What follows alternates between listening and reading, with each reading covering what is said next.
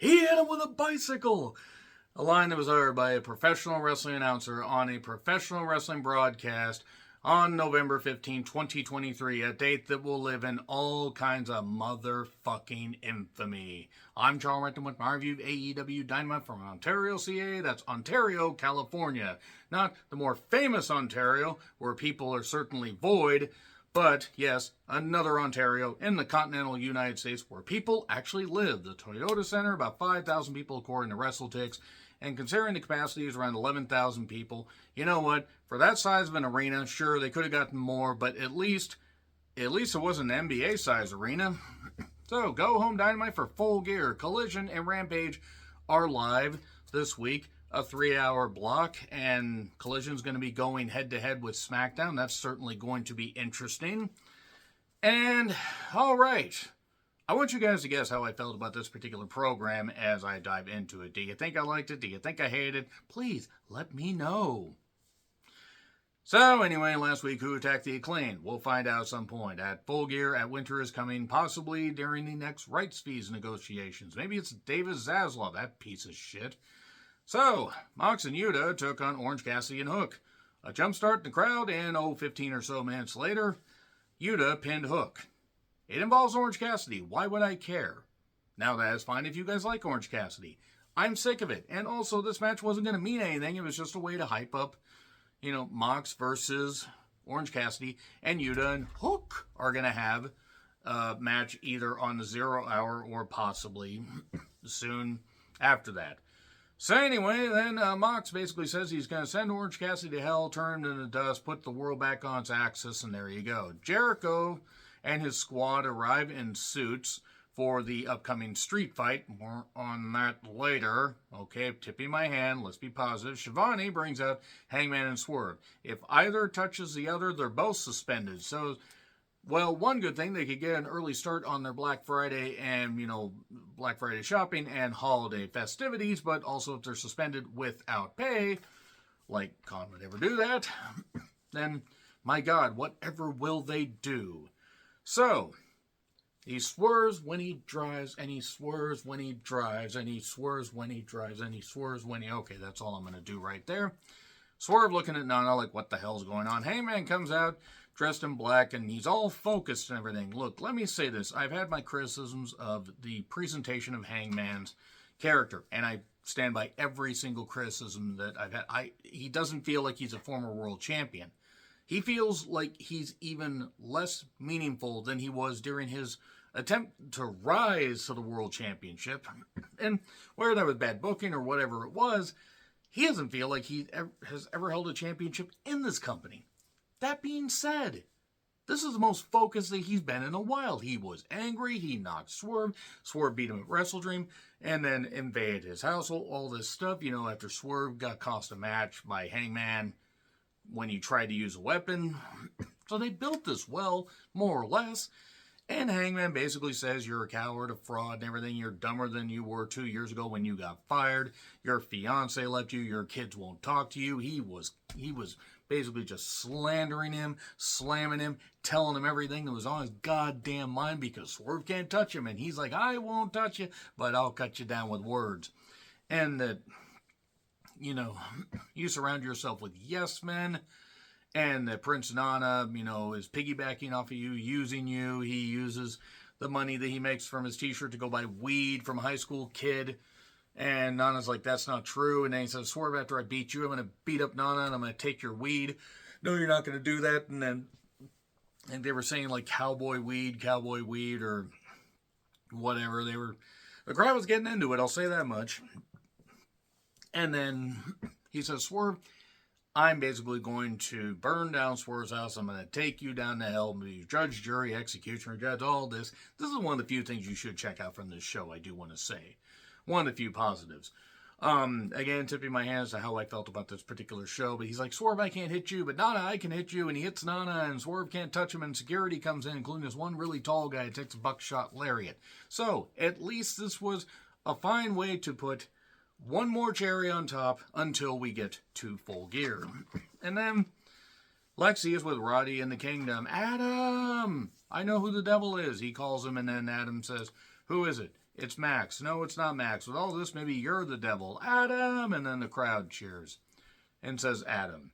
Sky Blue took on Code Red. An eliminator match. Whoever wins this goes to face Statlander and Julia in a three-way. Oh my. Okay, the crowd wasn't into it at first. Red versus Blue. My God, it's that Halo series where they mocked the teabagging and all that. And I remember watching that and not really understanding some of the end references because I played like 2 Halo games. Okay, the crowd wasn't into it. There were moments where it seemed like they were lost because it was obvious a lot of these things were planned out. And both these women are young, particularly Sky. Red just coming off of a knee injury. That being said, they got him into it. I didn't like the series of roll-ups. I didn't really like that. Just before that, Red Velvet landed on her with a goddamn stiff moonsault, but there was Skyfall for 2. And then there was a bomb for, power bomb off the ropes for 2. They were getting into it. There was a body scissors into like a slam off the top. That was pretty well done. But then we got kicks, and then we got the Code Blue finish, which you missed it by that much. But it didn't stick the landing. Kind of like Kerry Strug, except with less leg breakage. That is a deep cut reference. And Sky Blue got the victory. And then Julia was watching backstage from some location, apparently where, I don't know, maybe Miro's pre-tape is happening. Because speaking of which, here's Miro saying CJ, he loves her, but she brings out the worst in everybody, including him. And Daniel Garcia danced around her. Now on Collision, you can dance, and I'm going to beat you up. And I don't pray to God anymore, but you probably should. Okay, so Miro's just going to take people out, and also CJ is now managing Andrade El Olio. They really think that CJ as an on-screen character is going to work in 2023 and 2024. I'm glad they do. So, backstage with RJ City and Mariah May, who is touted as being great, off of her Stardom run. I saw a bit of her work. She's not bad. But she's a super fan, a stalker almost of Tony Storm. And why is Luther still there? Shout out to whoever told me that Luther was the butler. I didn't recognize him, mainly because I tried to put everything about Luther out of my head. Why is he an on-screen character? He could be backstage. Why is he an on-screen character? Mariah May, this is how they're using Mariah May. Also, Tony Storm's getting a tune-up match at some point. Joe versus a guy named John Cruz, who I think I've seen on one local show. He's not bad. The dive meme where he's like, what the fuck, why'd you move out of my way? And then he beats him with a clutch. And then Joe cuts a promo, said, Max, my offer is still standing. I am Samoa Joe and I am inevitable. Time is running out, though, Max. You better make your decision. And then we get the Continental Classic recaps. Thanks, guys. It's the Not G1. And then we get to Penta and Commander with Alex against the Bucks. And it was sponsored by Neo Geo, King of the Fighters, World Heroes 2, and Fatal Fury, and all that stuff, and Marvel vs. Capcom, and every fighting game, because that's basically what this was. It was just spamming the finish, and Commander got pinned in about 12 minutes. Also, Rick Knox is still employed, despite being an idiot, and almost causing Mox to be further injured, because he's a moron. Yeah, I wasn't going to bother really paying much attention to this, and it was just a series of moves. It didn't mean anything, like all the Bucks matches. So, then they do more backstage drama with the Bucks being upset at Omega, because he's not their friend. You're friends with Jericho. You're supposed to be our friend. And then one of the Bucks tries to shove Jericho. Jericho could be dead, and he would still win a fight against the Bucks. Yeah, then the Guns beat up 2 guys. One was apparently Peter Avalon, who's still getting appearance fees for this company. I mean, I'm not against the guy earning an income, but I just they got everything out of Peter Avalon within the first 6 months, and he was there for a while. So really, I guess he lives in California, so maybe that's why they used him. Then the Guns cut a promo, all those things. We got 2 words for you. I'm done. Is basically what I wanted to say. But Wardlow is not done, because he's not done with MJF. He's going to make the devil his bitch, as God is his witness. They also beat up some Jowers there. So we get to the Like a Dragon Gaiden street fight. Not Ninja Gaiden. No, we're not getting that lucky. It's for the Yakuza name, or the Yakuza game rather, the man who erased his name. I wish I could erase this match from my memory. I didn't expect much from this, and I understand getting the sponsorship money. It's like what they did with the Texas Chainsaw Massacre game and other stuff, like what WWE does with Cinnamon Toast Crunch and all that. I get it. My thing is, you can use the sponsorship of a particular game, music, whatever, and you can use it in the context of a wrestling match and actually make something fun, make something where it advances a story, whatever it is. They didn't do any of that here. They didn't do any of that. The participants, by the way, the people that were basically just sent out there to have one of the worst matches that has taken place on any AEW program in the entire year. I mean, I'm including Rampage, Collision, Dynamite, any pay-per-view. This is one of the worst things. I don't know if this is the worst thing this year, but this is right up there with one of the worst AEW matches I've seen in a while. I didn't expect much, but I expected okay. They're going to have a little bit of fun, but maybe they're going to try to do something halfway serious. And no, they couldn't do that. They couldn't do that because Tony Khan will not allow his promotion to be taken seriously. He basically is if Bischoff didn't have the charisma and if Dixie Carter, he's not actually offering wine to people like, Dixie Carter was, or not having them pour wine for her just so they can get bigger paychecks. Maybe they're offering them some Colombian stuff. I don't know what's necessarily going on. It is getting to the goddamn point here where it is getting tough to defend anything in AEW when they're going to do stuff just for the sake of... They're going to run off people that actually care about wrestling. I have watched wrestling since 1985. And I admit that I like some stupid shit. There's some stupid shit from when I was a kid that I still like. There's some stupid shit that's taken place this year that I liked. I didn't mind what Abaddon and Hikaru Shida did in that Halloween deal. I didn't mind that. I'm not going to say it was great. It was also kept short. It wasn't more than, 6-7 minutes? This was over 20 minutes. And yes, it's to promote a video game. But actually, I take that back. The Texas Chainsaw Massacre match might have been worse.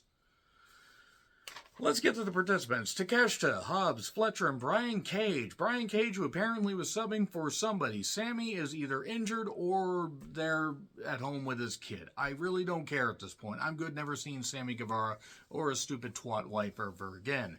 So, we get Jericho, Omega, Ibushi, and Paul White. Ibushi was so lost that Omega was calling out spots during this. And look, I like Ibushi. I liked him in New Japan.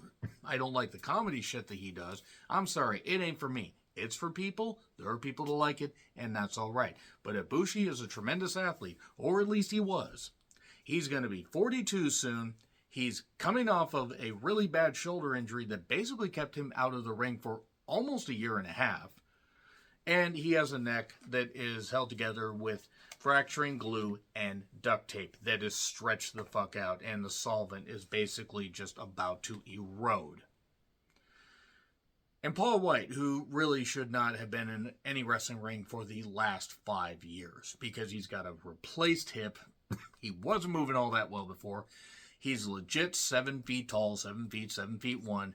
And I appreciate him for trying to get in and wanting to do stuff, but there is a time to just hang up the boots, and that was a while ago. So yeah, the Like a Dragon Gaiden street fight. I think we needed Ninja Gaiden to come in here and basically just attack everybody that thought that this was a good idea. This was a complete abomination and a complete desecration of even a halfway decent street fight. Even something where you could just say, yeah, let's use a couple weapons, let's go in a few locations, but let's make this No, they just made it goofy. They made it goofy. None of this was... They were actually legit hurting each other. There were people that got hurt, but the way they did these spots, they were so comedic and so badly done that there were legit injuries, seemingly. But then at the same time, they were taking the steam out of that because they were doing bullshit comedy. They couldn't figure it out. Don Callis joined commentary just as further evidence that nobody's taking this seriously. There were Japanese menus around there and a bicycle. Paul White can't move anymore. He hits a choke slam on Kyle Fletcher early in the match, Kyle Fletcher goes through one table instead of two. I'm amazed that Kyle Fletcher had any of his like brain matter left, because that looked pretty painful. And then they did. There was a barbed wire bat, because we just had to make this bullshit. And there was a line uttered by Don Callis where it said, Brian Cage hasn't even reached the zenith of his career. Brian Cage is going to be 40 in February or March of next year. I think the zenith, assuming he can spell that, was reached a while ago. Ibushi's on a bicycle. He could have ridden off right to goddamn Kansas and been sucked up in the tornado for all I care at this point. He got laid out by, I think, Cage. None of this made any sense. Hobbs and Paul White battle to the back, and they're battling on this, like the stacked stuff by this car, and Hobbs slams Paul White on this car hood. The problem is the way he bounced. You didn't see Paul White again. At least I don't think we saw him again. I am going to be legit amazed if Paul White lives to 60.